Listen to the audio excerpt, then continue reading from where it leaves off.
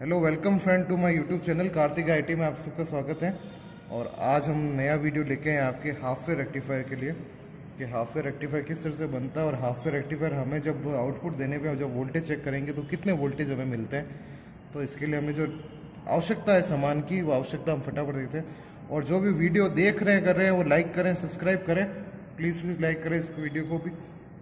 तो कार्तिक आईटी में आज नया शुरू करते हैं हम हाफ वे रेक्टिफायर को। हाफ वे रेक्टिफायर में हमें सबसे पहले आवश्यकता है आपके एक ट्रांसफार्मर की 12012, ये जो भी आप ट्रांसफार्मर लेना चाहते हैं, एक स्टेप डाउन ट्रांसफार्मर हमें चाहिए। दूसरा हमें चाहिए हाफ वे रेक्टिफायर के लिए हमें एक डायोड की आवश्यकता होती है, तो आपको एक डायोड चाहिए। तो ये आपके पास में ट्रांसफार्मर होना चाहिए। ट्रांसफार्मर से आपको एक डायोड है जो उस तार के साथ जोड़ देना है और दूसरे से आपको उसकी सप्लाई ले लेनी है। जो ये पार्ट है इसका, जो सिल्वर पार्ट है वो होता है इसका, ये जो ये पार्ट दिख रहे हैं आप, ये इसका सिल्वर पार्ट, ये कैथोड पार्ट होता है। तो यहाँ पे ये नेगेटिव पार्ट है और ये पॉजिटिव पार्ट है और इसी तरह से आपको इसको डायोड को जोड़ना है। तो ये जो सिल्वर पार्ट है इसको इस तरफ रखना है और यहाँ पे ब्लैक पार्ट की तरफ इसको इस तरह से डायोड को जोड़ना है। एक डायोड की आवश्यकता है हमें हाफ वे रेक्टिफायर में। यही अगर हमें फुल वे बनाना होता तो हमें 2 डायोड की आवश्यकता होगी और अगर ब्रिज बनाते तो हमें 4 डायोड की आवश्यकता होती है सेम रेंज के। तो ये देखिए, ये हमारे पास में ट्रांसफार्मर ले लिया जो भी हमारे सामान में।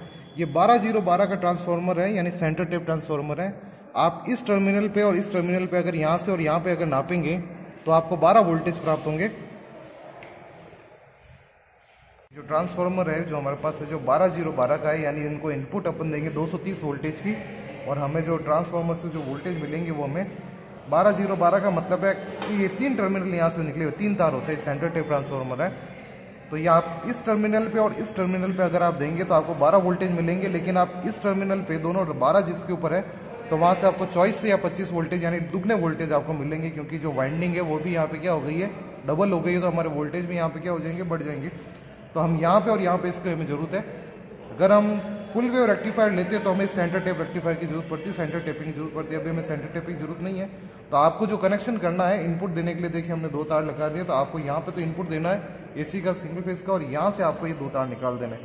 और ये तार आपने देखिए इस तार से आपको आगे ये तार आपने डायोड ज्वाइन कर दिया, तो ये डायोड का ज्वाइन कर दिया, ये देखिए आपको सिंगल से, ये देखिए इस तार में एक आपने डायोड ज्वाइन कर दिया और एक तार आपको यहाँ से सीधा का सीधा बाहर ले लेना है और ये तार आपके, ये आपके हाफ वे रेक्टिफायर इस तरह से तैयार हो जाएगा।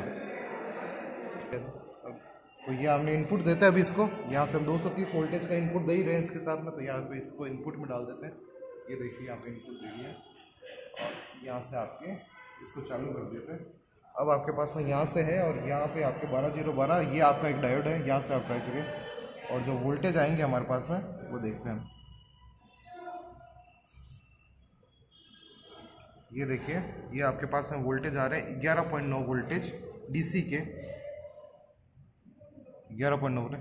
और आपको जो टोटल नंबर ऑफ वोल्टेज है वो भी हम एसी के चेक कर लेते हैं कि टोटल वोल्टेज हमारे यहाँ पे कितने मिलेंगे। तो हम एसी के ऊपर वोल्टेज चेक कर लेते हैं। 12012 से हाफ वे रेक्टिफायर में हमें टोटल वोल्टेज कितने मिल रहे हैं। ये मैंने 200 पे सेट कर दिया इसको एसी के ऊपर।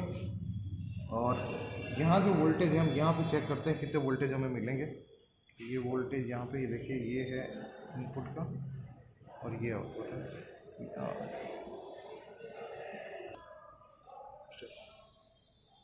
और ये देखिए हमारा वोल्टेज यहाँ पे मिल रहे हैं 25 वोल्टेज, यानी 12 और 12 मिला के यहाँ पे 24 से 25 वोल्टेज हमें मिलेंगे। तो ये 25 वोल्टेज मिल रहे हैं। और आउटपुट में जब हम डायोड के साथ कनेक्ट करते हैं तो डायोड के साथ कनेक्ट करने पे हमें मिल रहा है 11 वोल्टेज के आसपास। लगभग हमें आधे वोल्टेज मिलते हैं हाफ वे रेक्टिफायर में, क्योंकि ये आधी वेव फॉर्म को ही इसको रेक्टिफाई कर पाता है। तो ये देखिए, तो एसी जो इनपुट थी हमारी वो थी, एसी इनपुट थी वो होती है आपके 25 वोल्टेज के आसपास। और आपको जो डीसी आउटपुट मिल रही है वो डीसी आउटपुट मिल रही है यहाँ पे आपको 11 या 12 वोल्टेज के आसपास।